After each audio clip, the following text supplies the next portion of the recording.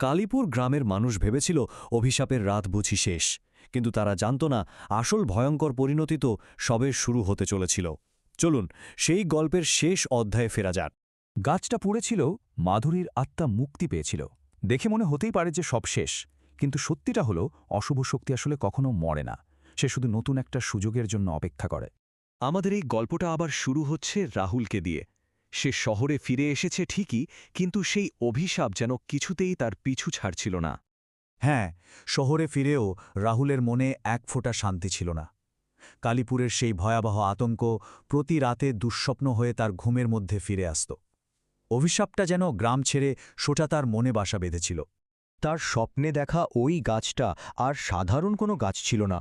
ওটা যেন এক বিশাল ভয়ঙ্কর সত্তা হয়ে উঠেছিল, যা ধীরে ধীরে রাহুলের পুরো চেতনাটাকেই গ্রাস করতে শুরু করেছিল। স্বপ্নে সে দেখত ওই বিশাল গাছের ডালপালা পুরো আকাশটা ঢেকে ফেলেছে, আর তার নিচে শুধু অন্ধকার নয়, অগণিত ছায়ামূর্তি। প্রত্যেকটা ছায়া যেন এক একটা অতৃপ্ত আত্মা। আর ঠিক তারপরেই ঘটত সবচেয়ে ভয়ঙ্কর ব্যাপারটা। সবকটা ছায়া একসাথে মাথা তুলে তাকাত, আর তাদের সম্মিলিত ফিসফিসানিতে পুরো স্বপ্নটা যেন কেঁপে উঠত। এই হিমশীতল কণ্ঠস্বর রাহুলের রাতের ঘুম কেড়ে নিয়েছিল। যখন রাহুল প্রায় আশাই ছেড়ে দিচ্ছিল, ঠিক তখনই মাধুরীর আত্মা আবার ফিরে আসে তার স্বপ্নে। কিন্তু এবার তার মুখে মুক্তির আনন্দ ছিল না, ছিল এক ভয়ঙ্কর সতর্কবার্তা। মাধুরীর কণ্ঠস্বরে ছিল ডেসপারেশন। সে খুব দ্রুত বলল, রাহুল, সময় একদম নেই। গাছটা, ওটা এখনও বেঁচে আছে। ওর ভেতরের শক্তি পুরো গ্রামটাকে গ্রাস করে নিতে পারে। ওটাকে ধ্বংস করতে হবে। মাধুরীর ওই স্বপ্নটা দেখার পর রাহুল আর এক মুহূর্ত দেরি করেনি। সে পরিষ্কার বুঝতে পেরেছিল তাকে আবার সেই অভিশপ্ত গ্রামেই ফিরে যেতে হবে।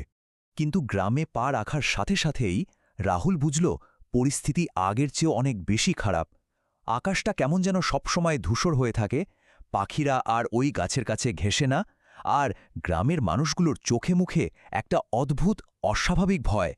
সুমন্ত তাকে দেখেই প্রায় ফিসফিস করে বলল, তুই একদম ঠিক সময় এসেছিস।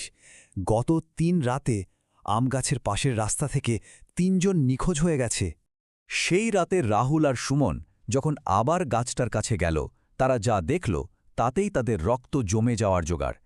গাছটা অর্ধেক পোড়া ঠিকই, কিন্তু তার ভেতর থেকে কুণ্ডলি পাকিয়ে কালো ধোঁয়া বের হচ্ছে, যেন ওটা ভেতর ভেতর এখনও পুড়ছে।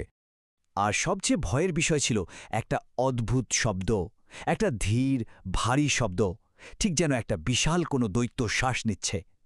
গাছটা আর জড়বস্তু ছিল না, ওটা জীবন্ত হয়ে উঠেছিল। পালানোর আর কোনো রাস্তা ছিল না। যা করার সেদিন রাতেই করতে হবে। অশুভ শক্তির বিরুদ্ধে অন্তিম যুদ্ধের জন্য তারা দুজন প্রস্তুত হল। হঠাৎই গাছের পোড়া কাণ্ডটা মর্মর শব্দ করে ফেটে গেল, আর তার ভেতর থেকে বেরিয়ে এলো সেই কালো ছায়া। এবার আগের চেয়েও অনেক বেশি ঘনীভূত, অনেক বেশি শক্তিশালী। সেই ছায়ামূর্তি থেকে একটা গম্ভীর বিকৃত কণ্ঠস্বর এমনভাবে গর্জে উঠল যে মনে হচ্ছিল পায়ের তলার মাটি কাঁপছে। তার প্রশ্নটা আসলে প্রশ্ন ছিল না, ছিল একটা খোলা হুমকি। ঠিক সেই মুহূর্তে চারদিকে একটা ঠান্ডা বাতাস বয়ে গেল, গাছের সামনে একটা নরম আলো দেখা দিল মাধুরী। আর এবার সে একা নয়, তার সাথে আছে আরও অনেক আত্মা। তারা সবাই একসাথে রুখে দাঁড়াল। কিন্তু সেই অশুভ শক্তি একটুও ভয় পেল না, বরং তার ভয়ঙ্কর হাসিতে চারদিক কেঁপে উঠল। এই গাছ আমার, এই আত্মারাও আমার, তোমরা কেউ এখান থেকে বেঁচে ফিরতে পারবে না, এই বলে সে চিৎকার করে উঠল। গাছের শিকড়গুলো সাপের মতো মাটি ফুঁড়ে বেরিয়ে এসে চারিদিকে ছড়িয়ে পড়তে শুরু করল। পুরো জমিটা থরথর করে কাঁপছিল। এটাই ছিল তাদের শেষ সুযোগ।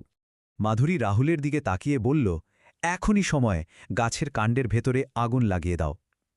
সুমন সাথে আনা কেরোসিন দিয়ে গাছের মূল কাণ্ডটা ভিজিয়ে দিল, আর পর মুহূর্তেই তারা আগুন ধরিয়ে দিল।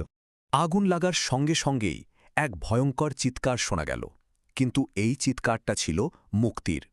শত শত আত্মা, যারা এতদিন ধরে গাছটার মধ্যে বন্দী ছিল, তারা সবাই যেন একসাথে মুক্তি পাচ্ছিল।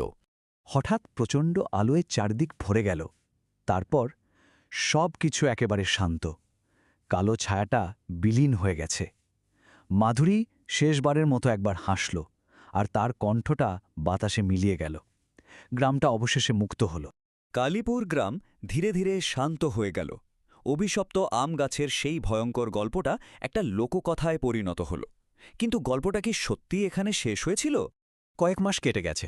একদিন রাতে গ্রামের এক ছোট ছেলে মাঠে খেলতে গিয়ে মাটির নিচে অদ্ভুত কিছু একটা দেখতে পেল। কৌতূহলের বশে সে মাটি খুঁড়ে বের করল একটা কুচকুচে কালো বীজ। ছেলেটা সেটাকে নিয়ে গিয়ে নিজের বাড়ির উঠোনে পুঁতে দিল। আর তার ফলও মিলল কয়েকদিন পরেই। মাটি ফুঁড়ে একটা ছোট্ট চারাগাছ বেরিয়ে এলো, যার পাতাগুলোর রং ছিল একদম অপ্রাকৃতিক কালো। এটা ছিল একটা নতুন অশুভ শক্তির জন্মের প্রথম চিহ্ন। সেই রাতে গ্রামের বাতাসে একটা হিমশীতল ফিসফিসানি ভেসে বেড়াচ্ছিল। একটা কণ্ঠ যা বলছিল সে আবার ফিরে এসেছে। অভিশাপটা শেষ হয়নি, শুধু নিজের রূপ পরিবর্তন করেছে। তাহলে আসল প্রশ্নটা হলো, এটা কি গল্পের শেষ, নাকি আরও ভয়ঙ্কর এক নতুন অধ্যায়ের শুরু? অশুভ শক্তি কি সত্যি কখনো পুরোপুরি ধ্বংস হয়, নাকি শুধু সঠিক সময়ের জন্য লুকিয়ে থাকে?